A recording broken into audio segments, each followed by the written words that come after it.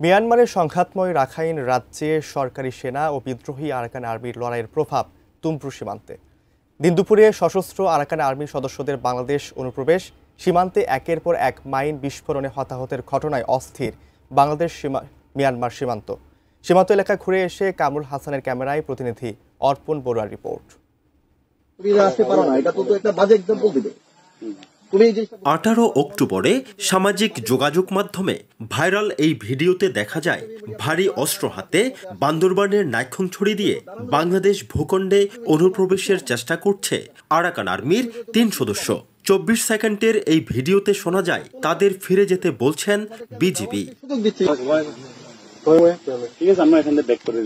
বিজিবির দাবি, অত্যন্ত পেশাদারিত্বের সাথে আরাকান আর্মির ওই 3 সদস্যকে ফেরত পাঠানো হয়েছে। আমরা অত্যন্ত দৃঢ় প্রতিজ্ঞ যে বাংলাদেশের অভ্যন্তরে কোনো মায়ানমারের আরাকান আর্মি প্রবেশ করতে পারবে না।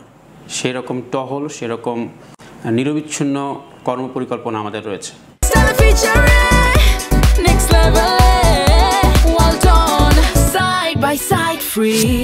আরও এক উৎকণ্ঠার নাম মাইন। সীমান্ত করিডোরে রাতের আধারে মাইন পুঁতে রাখছে আরাকান আর্মি।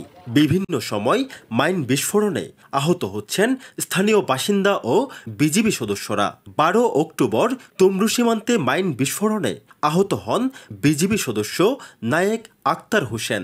31 অক্টোবর ঢাকার সম্মিলিত সামরিক হাসপাতালে মৃত্যু হয় তার। গত বছর মাইন বিস্ফোরণে পা ছিন্ন ভিন্ন হয়ে যায় ফকিরা ঘোনা গ্রামের বাসিন্দা নবী হোসেনের। বাম পা বিচ্ছিন্ন হয়ে গেছে হেডম্যান পাড়ার অন্যতেং তঞ্চঙ্গার।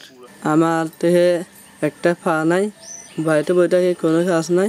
পা নাগাদ তো অনেক কষ্ট, যার পা নাই একটা তারা বুঝে, ঠিক আছে, কষ্ট কি জিনিস। মিয়ানমারে ত্রিমুখী সংঘর্ষ এবং সীমান্তে পুঁতে রাখা মাইন বিস্ফোরণে আহত হয়েছেন অন্তত 60 জন বাংলাদেশি বাসিন্দা।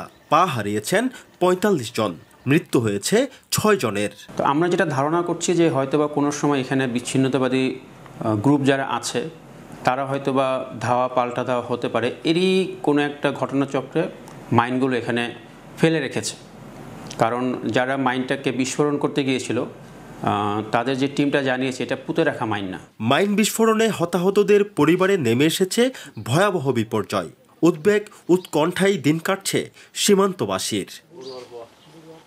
অর্পণ বড়ুয়া, এটিএন নিউজ, কক্সবাজার।